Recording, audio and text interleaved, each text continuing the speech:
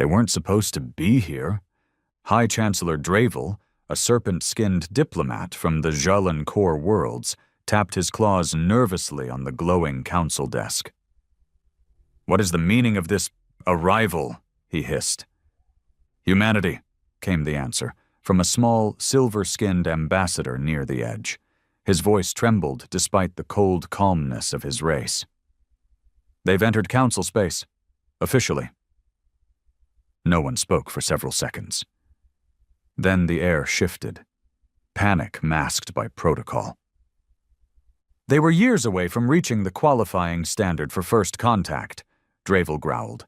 "They still engage in primitive internal conflict. Their biosphere is unstable. Their leadership structure is laughably chaotic." "Yet here they are," another whispered, "with a ship none of our archives can explain.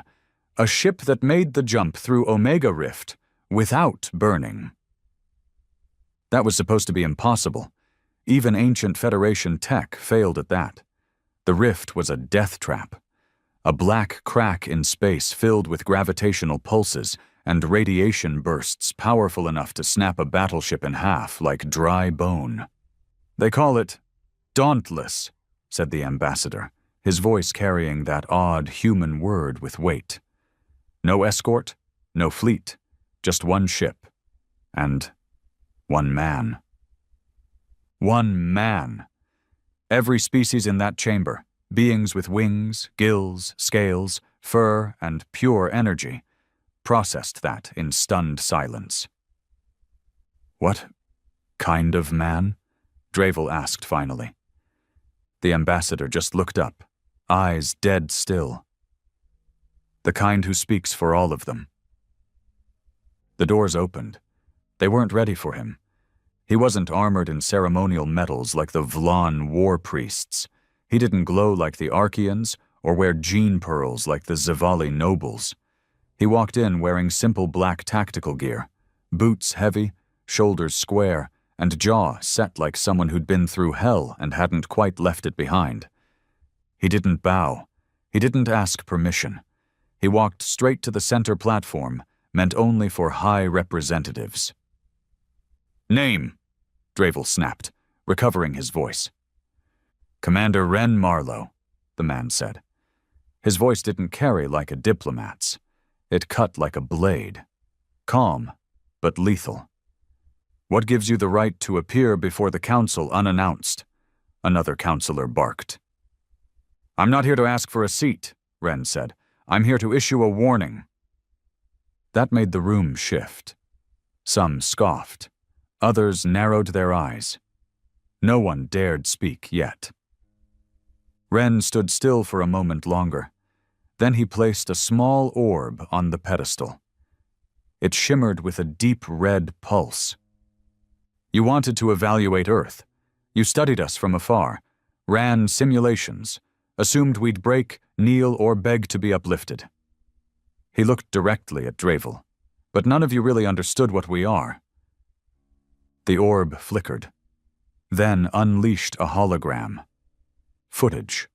Wars. Cities on fire. Humans in trenches, charging tanks with nothing but rifles. Men and women dragging themselves through dust and blood. One soldier shouting as he fired into overwhelming alien beasts, holding them back with rage alone. A dying medic tying off someone's artery with his own uniform. A father burying his son, then walking back into battle. The room darkened. Ren's voice dropped lower. "We are what happens when the universe forgets mercy." The silence that followed was like gravity collapsing. One of the elder counselors stood slowly. "Are you threatening us?" Ren met his eyes. "Number, I'm telling you that if you think you can fold Earth into your empire, bribe us with technology, or control us with bureaucracy, you'll break first. We're done being watched like animals. The door you opened?" He gestured behind him. "It doesn't close anymore." He stepped back. The orb powered down. The council had seen empires rise and fall. They'd seen rebellions, plagues, even planetary suicide. but none of them had ever seen a species that smiled through extinction and came back for more. Ren Marlowe turned, just as silent as when he arrived. Before leaving, he paused, looked over his shoulder, and said one last thing. "We're not asking for a place in your world. We're here to build our own." And then he was gone. But the silence he left behind was louder than any weapon. Nobody moved after Commander Ren Marlowe left the chamber. The doors hissed shut behind him, and it felt like the whole damn council had just been slapped across the face. Not by weapons, not by war declarations, but by raw, brutal truth. Drevil stared ahead, mouth slightly open, gills pulsing too fast. That human, that thing, had spoken to the most powerful beings in the galaxy like they were insects circling a fire. And the worst part? He hadn't been wrong. The Jalan Chancellor rose slowly from his coiled position and turned to face the inner circle of council lords. "This cannot stand. Earth is not ready. Humanity is not stable. We've studied them. Their species is emotionally volatile, prone to violence. Do you understand what it would mean to grant them free access to council space?" "They already have access," someone muttered. "They crossed the Omega Rift. That's supposed to be impossible." "No," said a low, gravel-voiced counselor from the Skarn Dominion. He was all bone and muscle, from a warrior race known for never showing fear. But even he didn't sound confident. "It wasn't supposed to be possible yet." Another voice, soft and trembling, added, "What if we're too late? What if they're already inside our systems, our networks?" Panic buzzed beneath the surface of protocol. "They've likely only sent a single scout. We should capture him immediately," said Drevil. "Capture?" someone else scoffed. "He walked into the Concord Hall alone, through our lockdowns, through our security. You think he came here without a plan?" They were spiraling. Meanwhile, Ren Marlowe walked back through the central corridor of the Galactic core like he owned the place. He didn't glance sideways. Didn't look at the security drones hovering above. Didn't flinch when alien guards stared daggers at him. He didn't need to. Everything he'd said in that chamber had been deliberate. Every word, every pause, every moment of silence. Not because he was a diplomat. He wasn't. He'd been trained in the mud, not a university. Learned to speak by watching men bleed and trying to stop them long enough to say goodbye. He walked like a man who knew he was being watched. Because he was. As he turned the corner into the council docking ring, a young tech, blue-skinned, thin arms, trembling voice, met him with a stuttered sentence. You can't just... Your ship isn't cleared for departure." Ren didn't stop. "Then shoot me." The tech blinked. "What?" "I said shoot me if you think I'm a threat, if you think I shouldn't be walking out of here." He paused. "Otherwise move." The tech moved. Dauntless was waiting. The ship didn't look like much at first glance. No sleek curves like Archean cruisers. No gleaming alloys like Zavali trade vessels. Just heavy black plating, thick armor, brutal design. It looked like it had been built by people who didn't give a damn about elegance. Because they hadn't. The hangar lights flickered as he approached. The ship seemed to hum. Not with power, but with purpose. No crew, just Ren. That was all it needed. Inside, he stepped onto the bridge, dropped into the captain's chair, and keyed the console with a 6-digit code. The system came online instantly. "Status?" he muttered. A female voice responded, calm, synthetic, but not cold. "Council presence detected. Tracking drones following you. 42 surveillance attempts in the last 30 minutes. Shields at 87%. Omega core still stable." "Good," Ren said. They took the bait. Back in the council chambers, chaos had finally broken through the glass. "This is no longer a diplomatic concern," snapped Drevil, tail coiling in tight loops. "This is a military threat. I demand we initiate containment protocol." "You mean war," another said. "I mean security," Dravel spat. "They sent one man. What happens when they send 10,000? But others weren't so sure. "He didn't threaten us," said the Archean delegate, her golden face unreadable. "He warned us." "There's no difference." "There is. A threat is meant to provoke. A warning is what you give someone before you strike." They went back and forth like this. Politics layered on fear, wrapped in old grudges and outdated arrogance. But underneath it all, something deeper had begun to take root. Doubt. Because humans weren't supposed to be there, and yet here they were. They had crossed the Omega Rift. They had arrived with technology no one had seen before. And most dangerous of all, they hadn't come begging. They hadn't even come angry. They'd come ready. Ren was already halfway back to Earth by the time the Council decided to respond. They sent a ship, one of the newer class recon interceptors, fast, well-armed, and crewed by species specifically trained to handle unpredictable primitives. Inside that ship, Commander Etrell leaned back in his pilot seat and scoffed at the reports. "Human?" he said to his second-in-command, a soft-boned thinker species with wide, glassy eyes. "One man walks in, and now they're all scared like hatchlings. Typical Council cowards." They said he activated a Class 6 psi weapon in the chamber, projected emotional trauma directly into the minds of over 60 delegates. Etrell laughed. "Yeah, that's what I'd do too if I was losing my nerve."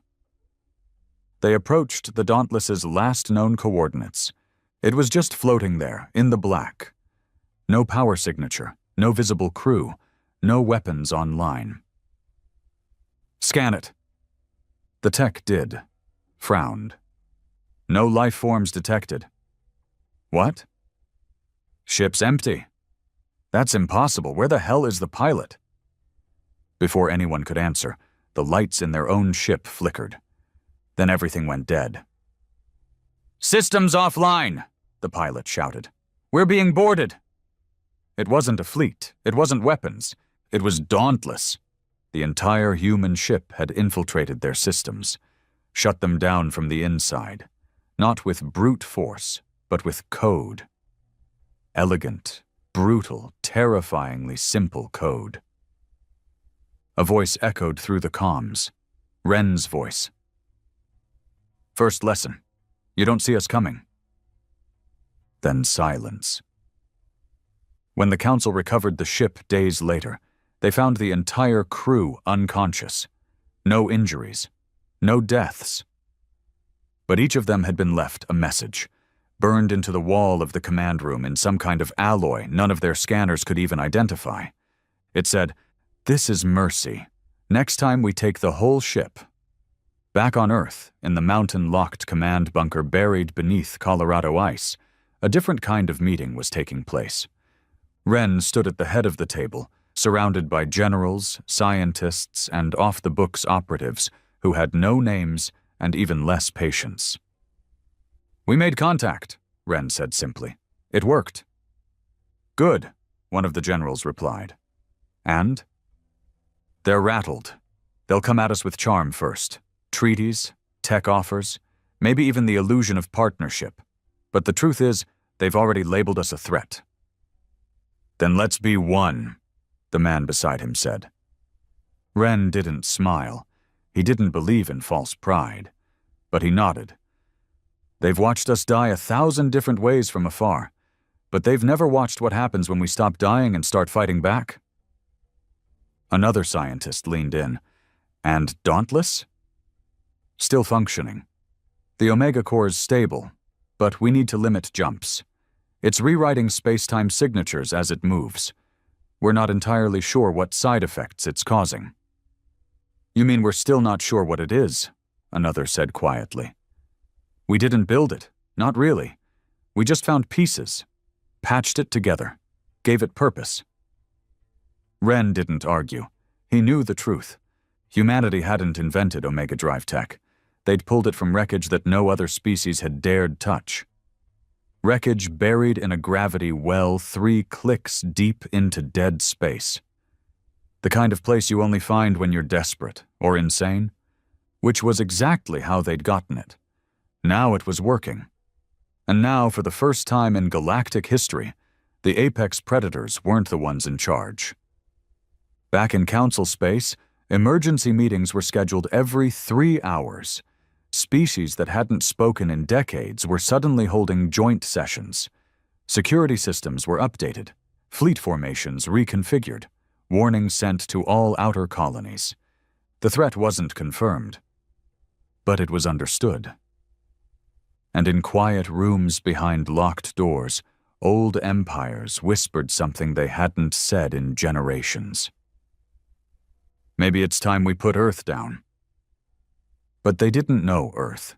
They didn't know what desperation had made of mankind, what it meant to build cities out of ruins, to lose everything and keep going anyway.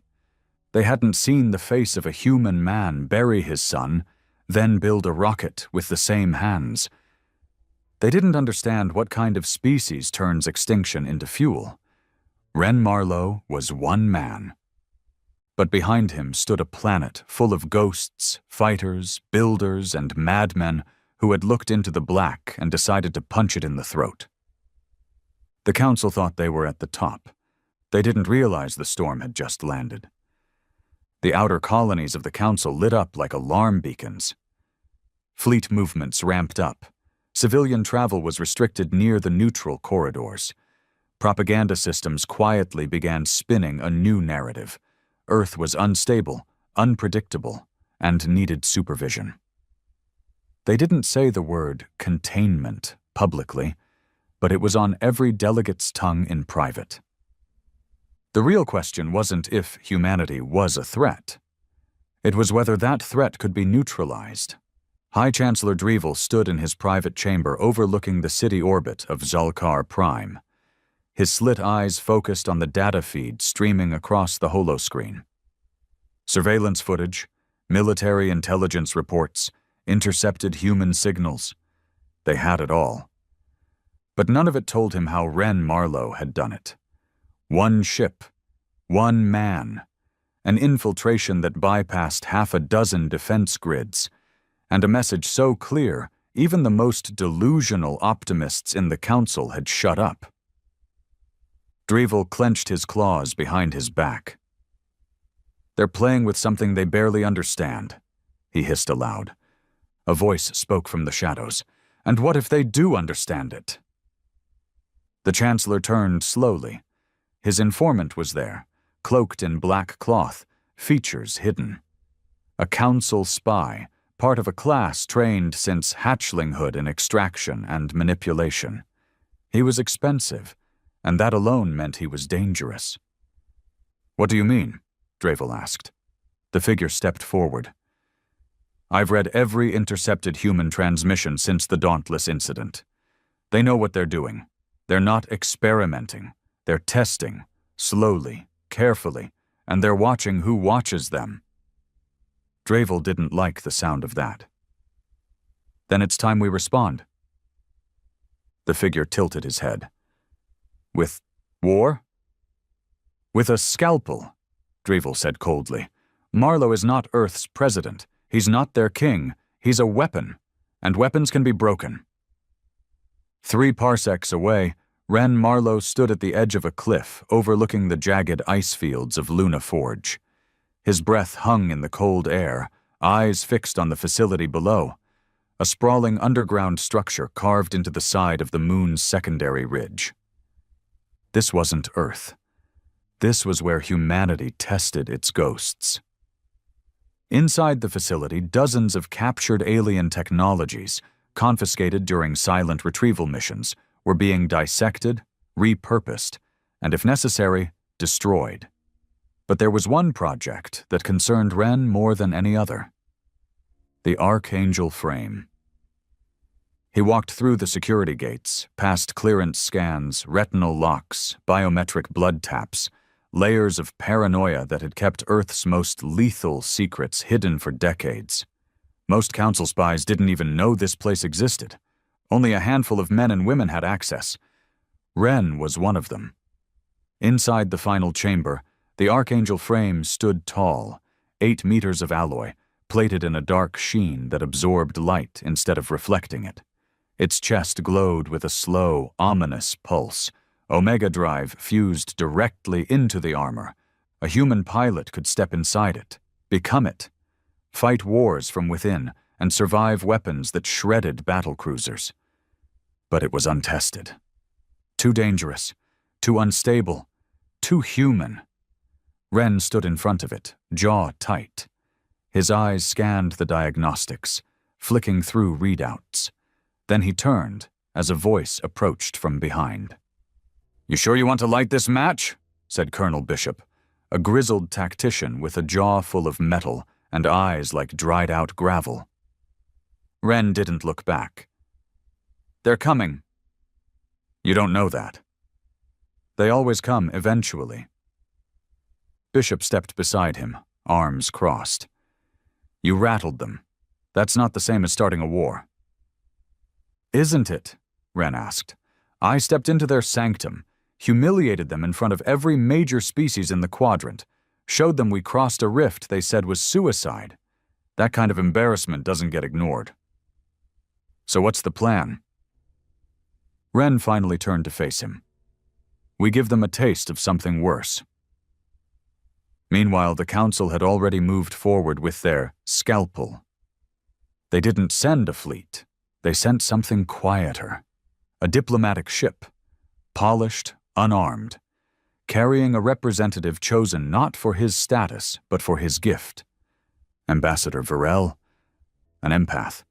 His species didn't fight wars with weapons.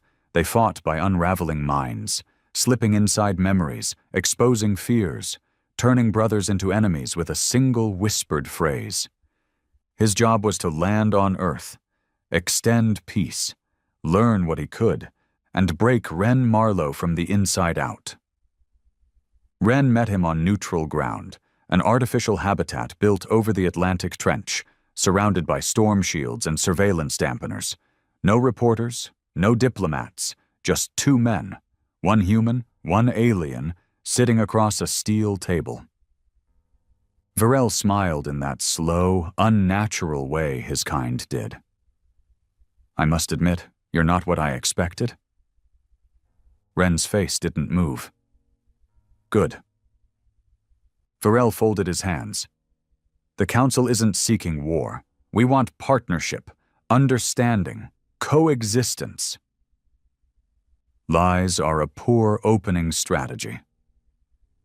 Varel's smile widened. "Then I'll be honest. We fear you.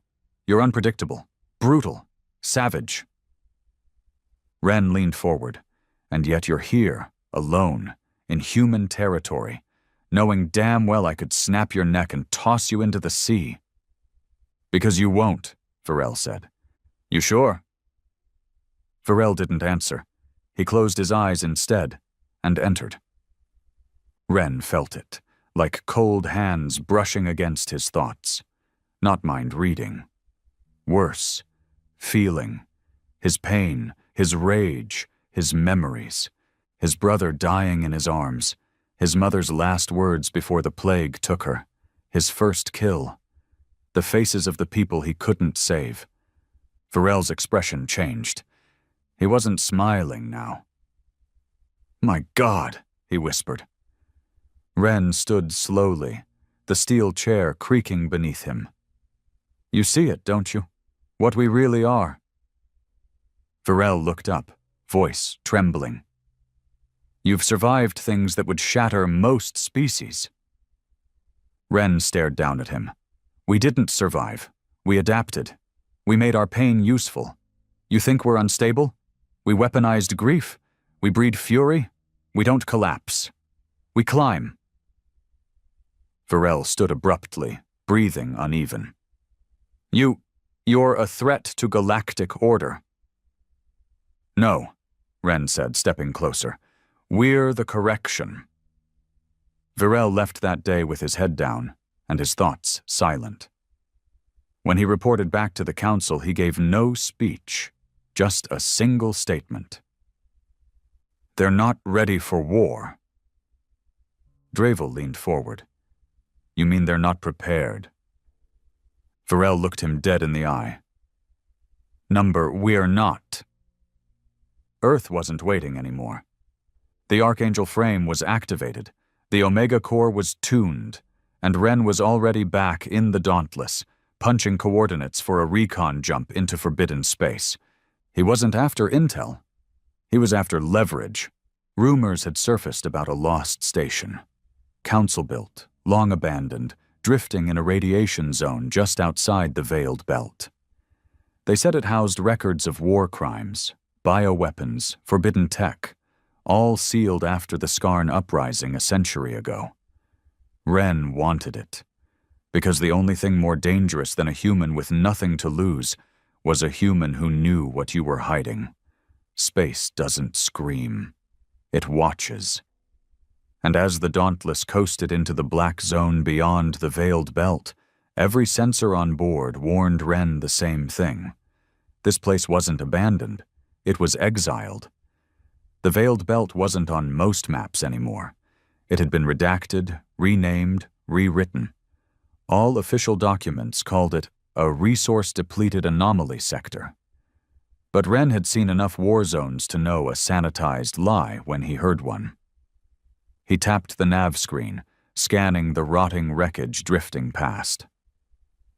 Broken satellites, shredded war drones, the hollow shells of old carriers, all of it slowly circling the same dead point like vultures around a corpse.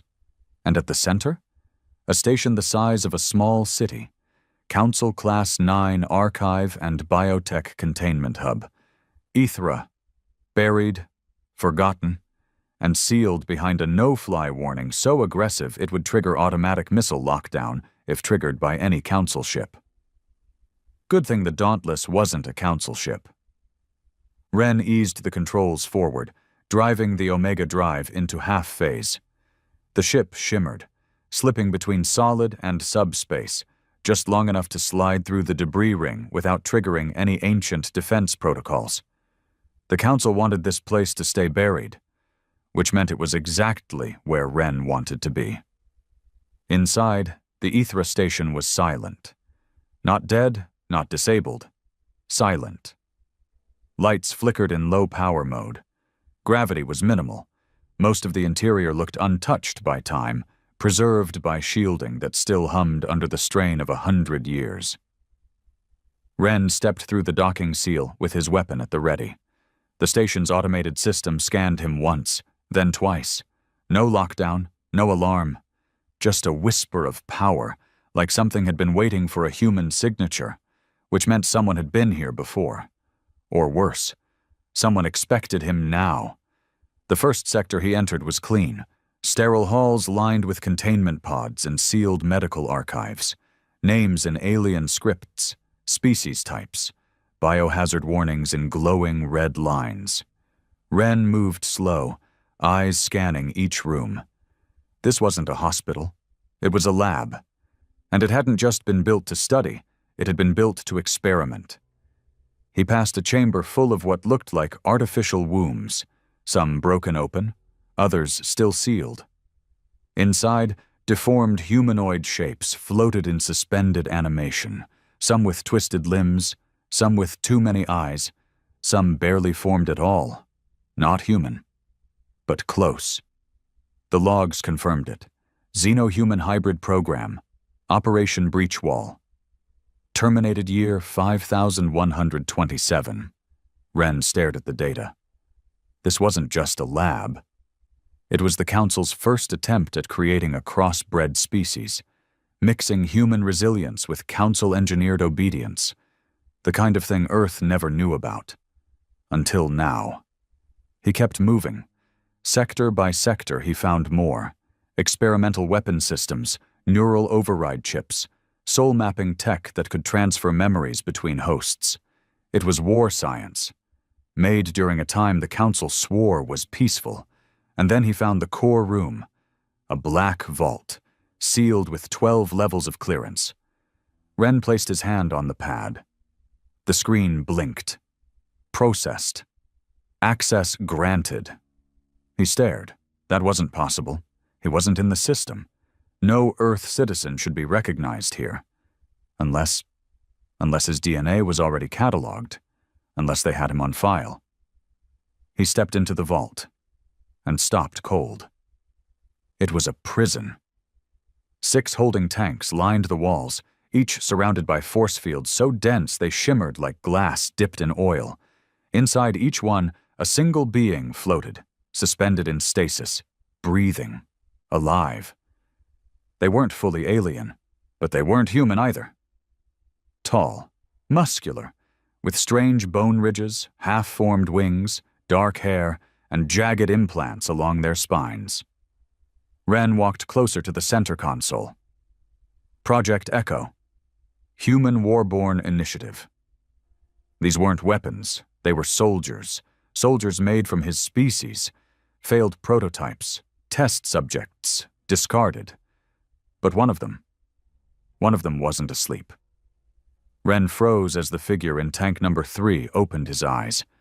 Pale blue, burning with something that wasn't quite rage, but something older, deeper, recognition.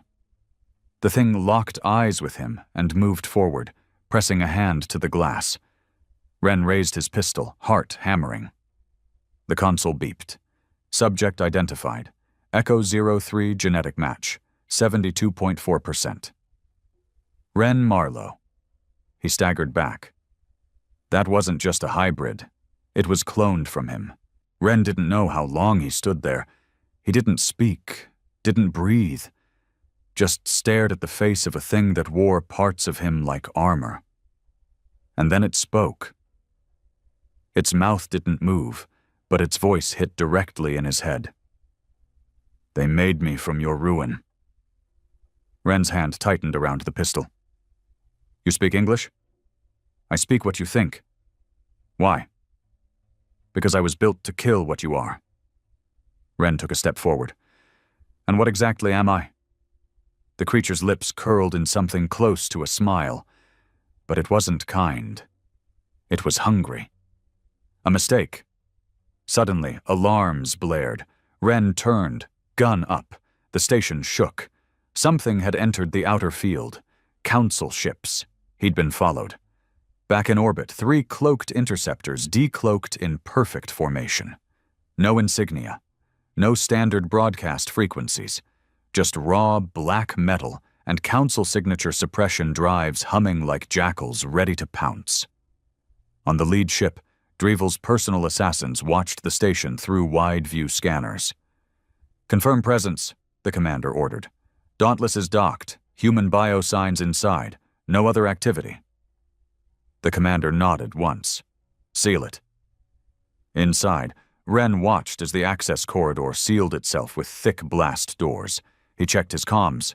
Jammed. Omega drive. Dampened. Escape. 0. He looked back at Echo 03. Tell me how to kill them.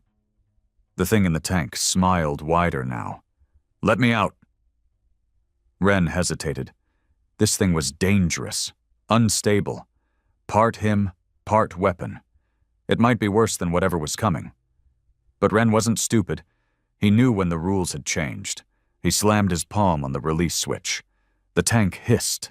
Pressure dropped. The fluid drained. Echo 03 stepped out, steam rising from its skin. It didn't fall. It didn't stagger. It marched. Ren handed him a weapon. Standard human plasma rifle. The hybrid held it for a second, then tossed it aside. I have better. It flexed its hands. Long, curved blades slid out from under its wrists.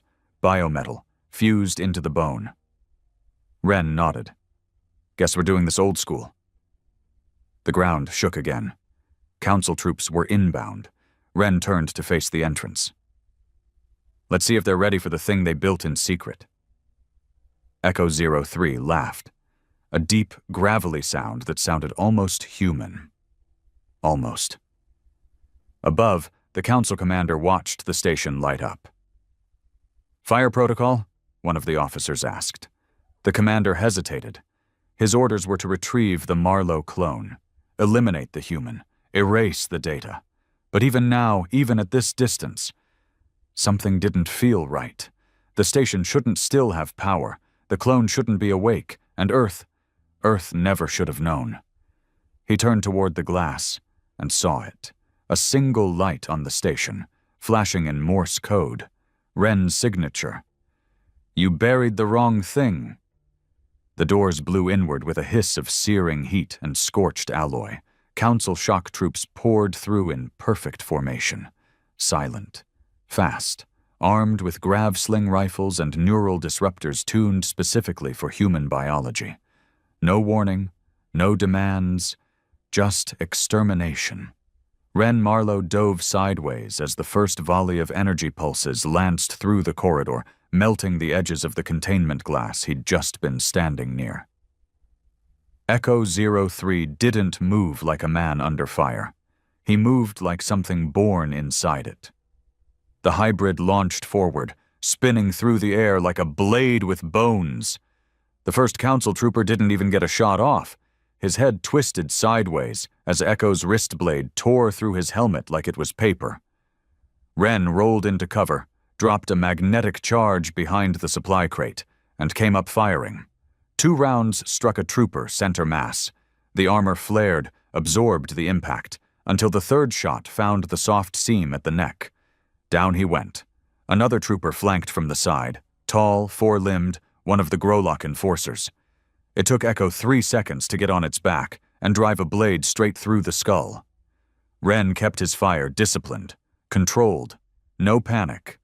Every move he made was calculated, measured. But Echo? Echo was a storm. They moved like they'd done this before. Wren covering the back, Echo clearing the front. The 2 of them retreated deeper into the station, guiding the fight away from the entrance corridor and toward the central reactor. The only place they might have a shot at turning this around.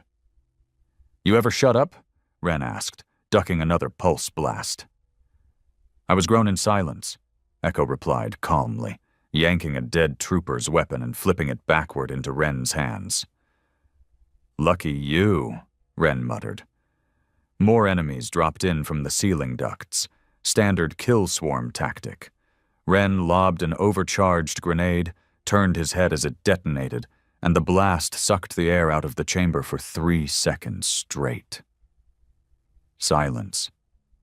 Burning metal. Smoking walls. Echo stepped forward, wiping blood from his jaw. They underestimated us again. Wren adjusted the grip on his rifle. Good. Let's make sure they regret it. Outside the station, the lead council ship began a slow drift into position for orbital strike. The commander on board stared at the visual feed in frustration. The station had gone dark again. Internal sensors offline, weapon systems dormant. And yet, no sign of target confirmation. "Should we vaporize it?" his second-in-command asked. "No," the commander growled. "Retrieve the clone. The human is secondary." "But do it." Inside, Wren and Echo reached the core chamber, and that's when Wren saw something he hadn't expected. It wasn't a reactor. It was a vault. Built into the bones of the station, wrapped in layers of security. Its doors glowed with power that wasn't council-made. The energy signature coming off it was older. Echo walked ahead, touching the surface of the vault. His expression shifted for the first time. Not rage, not pride, recognition. "They didn't build this," Echo said quietly. Wren stepped up beside him. "What do you mean?" "This place, this vault, it's ours." Wren froze. "Earth's. Older than Earth, but tied to it. Our DNA responds to this, not theirs. That's why they needed us. That's why they made me." Wren looked at the glowing door.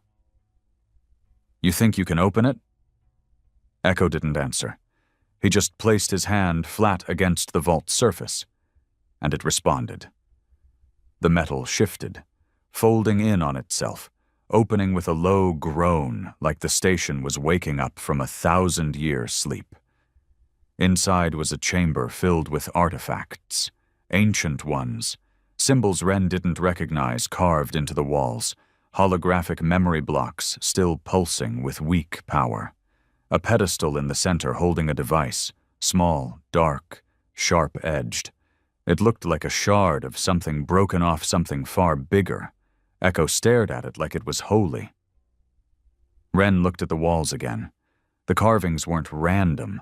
They showed humans, or at least something almost human, battling other races, falling, rising, over and over again, a cycle. Ren stepped closer to the device. "What is this?" Echo whispered. "The memory of the First War. The one they buried." Ren activated the shard. It flared, once, and then the holograms erupted. The entire chamber came alive. Images flashed across the walls, planets burning, fleets of ships battling across light years, a council, not the current one, but a primitive version begging for surrender. And at the heart of it all, humanity, not modern humans, ancient humans, more advanced, ruthless, leading the charge in a war that broke entire systems. Ren stared. They weren't the new species the council claimed. They were the returning ones. And they'd been wiped out, not by extinction, but by a betrayal. The council hadn't discovered humanity. They'd destroyed it, or tried to, and Earth had forgotten. Until now. Ren turned away from the hologram, breathing hard. Echo was silent, staring at the flickering lights like he was watching memories he'd never been allowed to have. Ren finally broke the silence. "This is it. This is our weapon." "It's more than that," Echo said. "It's proof, history. They've been lying to every race in the galaxy for centuries." Ren looked at the shard. "Then we're taking it home." The station shook again. They were out of time. Ren and Echo sprinted back toward the docking corridor, vaulting over rubble and bodies. The shard was locked into Ren's armor, protected behind multiple fail-safes. He wasn't leaving without it. Council reinforcements were landing in waves now, trying to box them in. Didn't matter. Dauntless was already cycling up. Ren's AI, Vera, had locked onto his biometrics and triggered remote wake-up. "Clear a path," Ren shouted. Echo didn't answer. He was already moving. Outside, the council commander finally lost patience. "Fire. Now." The ship's weapons powered up, 8 fusion rails aligning for a full-force pulse designed to vaporize the station in one hit. But just as the targeting system locked in, the Dauntless exploded from the underbelly of the wreck, its Omega drive flashing red-hot as it tore through the void. Ren and Echo had made it. "Chase them!" the commander shouted. Too late. The drive ignited. The human ship vanished in a burst of warped space and shattered tracking beacons. Back on Earth, in the depths of the Arctic Command Center, alarms triggered. Dauntless has returned. The hangar bay doors split open as the ship landed hard, steam hissing from every crack. Ren came out first, scarred, burnt, still standing. Behind him, Echo followed, silent as death. And in Ren's hand, the shard. The war had already begun. The council just didn't know it yet. There was no ceremony when Ren Marlowe returned. No press, no medals, no parade. Just the silence of deep concrete and humming steel, and the eyes of military brass staring at the ancient shard locked in the containment core. It pulsed slowly now. Deep red light beating like a second heart in the room. A piece of history too dangerous to leave buried. Colonel Bishop was the first to speak. "You sure it's real?" Ren didn't answer with words. He tapped the side of his wrist console and uploaded the data stream extracted from Ethra Station. Visual records, coded language maps, historical event markers. Dozens of files that all pointed to one thing. Humanity hadn't been discovered. They'd been erased. and the council had known the whole time.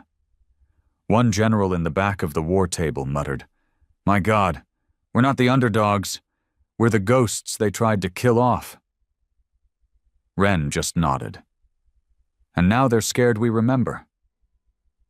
The room went quiet. The revelation hit them all differently.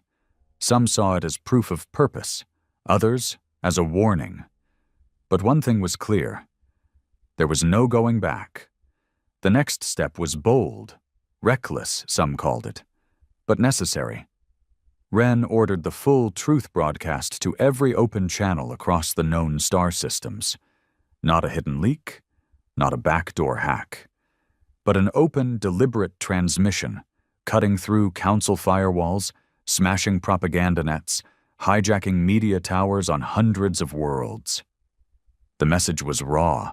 No music, no editing, just Ren Marlowe, standing in front of the relic shard with the holograms playing behind him, flickering images of humanity's ancient war, council betrayal, and the truth they'd hidden. Ren's voice cut through every feed. "To the galaxy. You were told humans were new, dangerous, primitive. You were lied to. We are not the new threat. We are the old mistake they tried to bury." He let the silence hang before continuing. "The council says we should join them, sit at their table, but that table is built on blood, ours. We don't want revenge, we want truth, and we will not kneel to those who tried to erase our past." The feed ended, and the galaxy went mad. It started small. On a backwater mining colony called Tarnus 7, 2 council security officers were ambushed and beaten unconscious by local workers, humans and aliens both. On Gralian Prime, a council historian went on record confirming parts of Ren's transmission matched redacted records locked away since before her birth. On Keln Axis, thousands of protesters marched on the local council outpost, demanding investigations, demanding confessions. The council tried to contain it, scrubbed feeds, declared the message a deep fake, blamed rogue elements. It didn't matter, because the damage was done. They'd spent centuries building the illusion of order, and now one human had lit a match. In the depths of the council core world, High Chancellor Drevel smashed a data tablet against the wall of his chamber. "He broadcast classified history," he hissed. "This is a declaration of war." His advisors stood in stunned silence, not because they disagreed, but because they knew the worst part was true. The relic was real, and the vault at Ithra had always been the council's greatest shame. "We must erase him," Drevel growled. "Erase Earth. End this before the infection spreads." A soft voice answered from the corner of the room. "You already tried that. 1,000 years ago. You failed." Everyone turned. Varel, the empath. He looked older now, not physically, but hollow, like touching Ren Marlowe's mind had scorched something inside him that hadn't healed. "You saw it?" Drevel asked. "You felt what he is?" Varel nodded slowly. "He's not just a soldier. He's not just angry. He's remembrance, Chancellor. He carries the weight of everything we buried, and now he's dragging it to light." Drevel hissed. "Then we'll crush him under that weight." Varel's voice dropped. "You better pray the rest of his kind don't remember too." Back on Earth, the fallout from the broadcast hit fast and hard. Several fringe worlds under Earth's influence openly declared independence from council governance. Supply lines snapped. Trade alliances cracked. A few races began quietly reaching out, not to condemn, but to talk. Earth wasn't just a rogue planet now. It was a symbol. Ren stood in the Arctic Command War Room, watching the red dot signals flash across the galaxy. Protests, blockades, blackouts, quiet coups. They weren't winning a war. They were breaking the silence, and silence had always been the Council's best weapon. Colonel Bishop walked in, tossing him a datapad. "They're scared." Ren glanced at the screen. It showed troop repositioning across Council border zones. A dozen capital ships moved from ceremonial positions into active stances. "They should be," Wren said. "You think they'll hit us next?" "They don't have a choice now. The lie's too big. The only way to protect it is to burn the truth down." Bishop paused. "You ready for that?" Wren looked him in the eye. "I've always been ready." Later that night, Wren stood alone on the roof of the compound, cold wind scraping against his skin. Echo 03 joined him, silent, watching the stars. "You knew the Shard would do this," Wren said. Echo nodded. "It's what I was grown for." "Why tell me now?" "Because you're the only one who still chooses." Wren frowned. "Chooses what?" Echo turned toward him, voice low. "To fight for something real." Wren didn't respond, because he knew what was coming next. Not diplomacy, not alliances. War. The Council moved first. 3 stealth fleets launched under the veil of a humanitarian escort mission. They targeted Earth's outposts, one on the Martian industrial belt, another near the orbit of Saturn's moons, and the third, most dangerously, near Eden's edge, the human colony closest to Council territory. The goal wasn't conquest. It was sabotage, disruption, fear. But humanity had learned long ago how to handle fear. They didn't run. They responded. The first attack didn't go as planned. A Council battleship decloaked near the Martian refinery, expecting minimal defense. Instead, it ran headfirst into a railgun cannon fused from retrofitted alien parts, designed by human engineers with nothing to lose and revenge in their blood. The ship didn't just fall, it shattered, broadcasting its death scream across multiple systems. The Second Fleet suffered EMP counterattacks, viral codes, space mines left in the orbits of dead moons, and the third? It never even made it. A shadow fleet, Earth's secret defense corps, intercepted it using Black Omega tech. A full Council cruiser disappeared from space in under 18 seconds. No survivors. Wren Marlowe didn't celebrate. He didn't gloat. He just kept moving. Planning. Because these were just opening shots, probes, and the real war hadn't started yet. But when it did, Earth wouldn't fight alone. Across the stars, more races were listening now. Some quietly, some with clenched fists and loaded rifles, and some with hope. The war didn't start with declarations. It started with screams. One after another, Earth's outer listening stations blinked out. No signal, no distress call, just dead silence. Ships that had been on patrol routes for months went offline in seconds. Surveillance satellites drifted without guidance, spinning in the black void like severed eyes. And then came the skyfall. It began above Eden's edge. 6 massive Council dreadnoughts broke orbit and opened fire without a word. No warning, no mercy. The sky turned red as the colony's shield dome struggled against the onslaught. It lasted 13 minutes, then it failed. The colony didn't stand a chance. Towers crumbled. Thousands died in their sleep, burned alive or flattened under collapsing atmospheres. The ones who survived didn't pray. They screamed, and that scream was heard all the way back on Earth. Wren Marlowe stood in the Arctic Command Center, watching the live feed flicker in static. 1 second, the planet was there. The next, gone. Not because of annihilation, because of jamming. The Council didn't want Earth to know what they were doing. But they'd underestimated one thing. Earth wasn't blind. Wren's team had placed deep-layered sensor nets across the fringe of every sector they ever touched, built by paranoid engineers and cold bastards who never believed in peace. So when the sky fell, Wren saw it, the destruction, the exact ship classes, the Council insignia glowing in the dark. They weren't hiding anymore, and neither would he. Wren turned to Colonel Bishop, voice flat.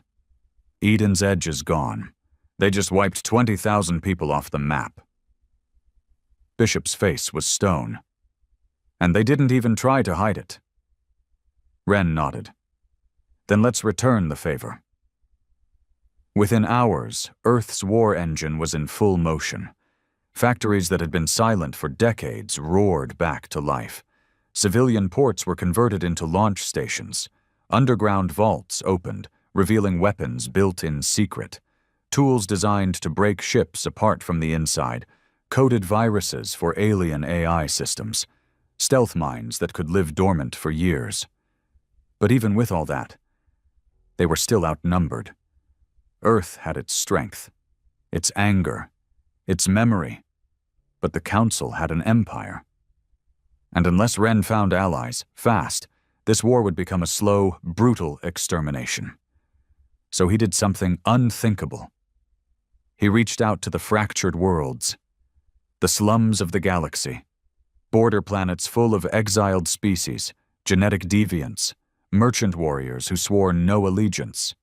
Once labeled unfit for Council integration, now left to rot in lawless sectors, places like Core 17, a mining rock where exosuited brutes fought over metal scraps, or Vale Station, home to smugglers, bounty hunters, and at least 3 different cannibal sects. Ren didn't go with a fleet. He went alone, because he wasn't there to beg. He was there to remind them who they were. On Vale Station, the air tasted like ash and copper. Bodies hung from old support beams, warnings or trophies. It was hard to tell. Alien gangs clustered in every corner, each armed to the teeth and suspicious of anything that breathed. Ren walked through them like smoke. They knew who he was. The broadcast had reached even the lowest places in the galaxy. And while some still believed the Council's version of the story, most didn't trust them either, because they'd been lied to, too. Ren stepped into the center of the open market and dropped a Council-issued datapad. It played automatically. Footage of the Eden's Edge massacre. Screams. Fire. Council ships hovering above. Then Ren's voice. "You think they won't come for you next? You think hiding here keeps you safe? You're not safe. You're just last on the list." He didn't preach. Didn't yell. He just looked around, eye to eye, with some of the most dangerous killers this side of the Orion Veil. "You fight for coin, for pride, for blood. I'm offering something else." One of the gang leaders laughed, a 4-armed brute with a rusted respirator and a jagged vibro axe across his back. "What's in it for us, human?" Ren didn't smile. He reached into his bag and tossed something on the ground. The severed head of a Council commander, still leaking blue blood. "I'm giving you a war that finally matters." It worked. Not all of them, but enough. By the time Ren returned to Earth, he wasn't alone. Small fleets followed, patched-up junkers with modified alien tech, fighters who didn't wear uniforms but carried scars that spoke louder than medals. Pirates, outcasts, ex-Council assassins. They didn't come for peace. They came for revenge. Back on Earth, the Council's second wave arrived. This time it wasn't surgical. It was invasion. 4 capital ships entered the solar system from the edge of Saturn's rings. They brought with them a support fleet. Dozens of carriers, armored drop pods, atmospheric splitters designed to crack defensive shields. They didn't expect resistance that soon. They were wrong. Ren was already waiting. The Battle of Saturn's shadow began with silence. Earth's fleet didn't rush in. They waited, behind the shadows of Saturn's moons, using cold space cloaking systems the Council still believed were experimental. When the Council reached strike distance, the first salvo came from beneath them. 2 stealth destroyers rose from the ice surface of Enceladus and launched kinetic lances straight through the enemy carrier's hull. No energy signals, no heat, just pure, raw mass moving at impossible speed. The carrier cracked in half. That was the opening signal. The rest of Earth's fleet decloaked all at once. Black ships with glowing red Omega cores, alien mercenary gunships armed with Council-forbidden tech. And in the middle of it all, The Dauntless. Ren stood on the bridge, eyes locked on the Council command vessel. "Target their flagship," he said. Vera, the ship's AI, responded with a calm tone. "Flagship locked. Then let's remind them who we are." The battle was pure chaos. Council fighters swarmed, deploying boarding pods and signal jammers. But Earth's fleet fought dirty. They used gravity spikes, internal virus storms, hull disruptors. Even some of the outcasts used old suicidal tactics, ramming Council cruisers with rigged fuel cells that exploded in massive bursts of electromagnetic rage. Ren personally led a boarding run on the flagship, taking a strike team straight into the command deck. It wasn't clean. He came out soaked in blood. Some of it his, most of it not. By the time the battle ended, half of Saturn's upper orbit was a debris field. But Earth held the system. And the Council? They ran. Ren returned to Earth, bruised but alive. The cost had been high, thousands dead, ships lost. But they'd won. And now the entire galaxy knew it. Ren stood once again before the war room table. This time, surrounded by humans and aliens. Races that had once fought each other now stood together. Not because they were friends, but because they all saw the same truth. The Council didn't rule by peace. They ruled by silence. And that silence was over. The heart of the Council wasn't a fortress. It was a lie built out of gold. Genvar, the core world capital, glittered in orbit above a star that had long since been drained to power its defense grid. Tall towers reached toward artificial light, surrounded by rings of ceremonial ships and illusionary banners preaching unity, balance, peace. But behind all that shine were bunkers full of weapons, black sites under polished temples, memory cages buried beneath libraries. And now, Earth was coming for it. Ren Marlowe stood in the command deck of the Dauntless, staring at the enemy planet through reinforced view glass. He wasn't angry. He was done. Done being hunted. Done watching colonies burn. Done carrying the burden of history on his back while the galaxy pretended Earth was nothing but an accidental mistake. Behind him, a fleet of Earth-built ships, alien mercenary cruisers, and defected Council vessels hovered in tight formation. Unlikely allies brought together by rage, loss, and the undeniable clarity of betrayal. Ren turned to Vera, the ship's AI. "Start the burn. Final approach," she responded without hesitation. "Burn initiated. Estimated engagement in 9 minutes." Outside the view glass, the Omega drive activated. Engines screamed in silence. The fleet moved. No more warnings. No more negotiations. This was judgment. On Genvar, panic was already spreading. Dravel paced inside the High Council chamber, claws twitching. His golden robe was gone. Armor replaced it now. Functional. Brutal. The kind worn when ceremony gave way to war. "They've crossed into our inner perimeter," a subordinate barked. "I can see that," Dravel snarled. Across from him, Virel stood motionless, watching the hologram of the approaching fleet like a man reading a eulogy he'd written years ago. "They know," Dravel said. "The whole galaxy knows." Virel finally nodded. "Then the lie is dead." Dravel's voice rose. "We are the architects of peace. We kept this galaxy from tearing itself apart for 1,000 years." "No," Virel said softly. "You kept it quiet. That's not the same." Dravel stepped close. "And what would you have us do now? Surrender to primitives? Let them burn everything we built?" Virel didn't flinch. "Maybe it deserves to burn." The skies over Genvar split as Earth's fleet descended. Atmospheric disruptors roared to life. Anti-orbital cannons rained energy blasts upward. The golden illusion of peace cracked under fire and steel. Ren didn't send fighters in waves. He sent hammers. Suicide drones made from scrap metal and hacked AI cores led the assault. They weren't meant to win dogfights.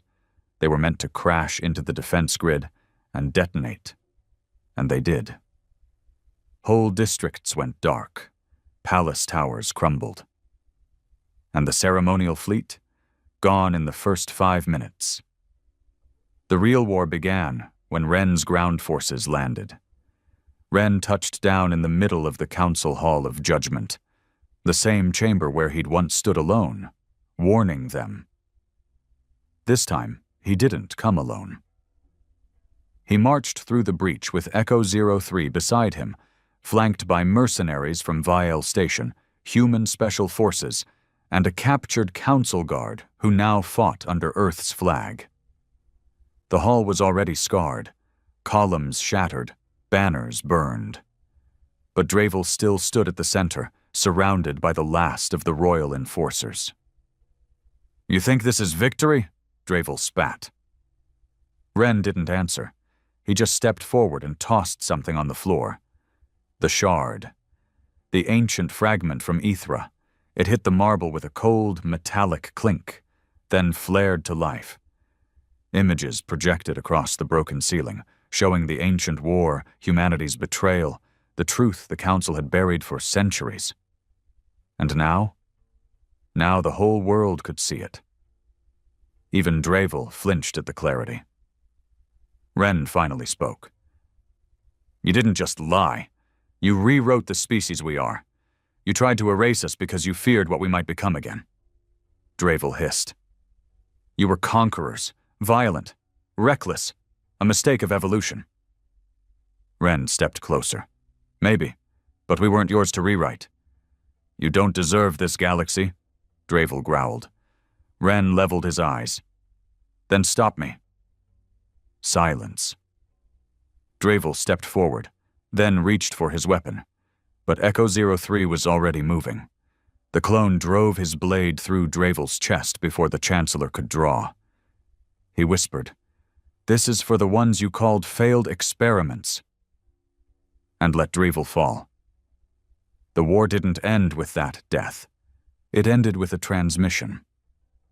Ren stood atop the broken steps of the council chamber, surrounded by smoke and silence, and broadcast one final message across every channel the galaxy could hear. To every species living under a lie. You were told peace meant obedience.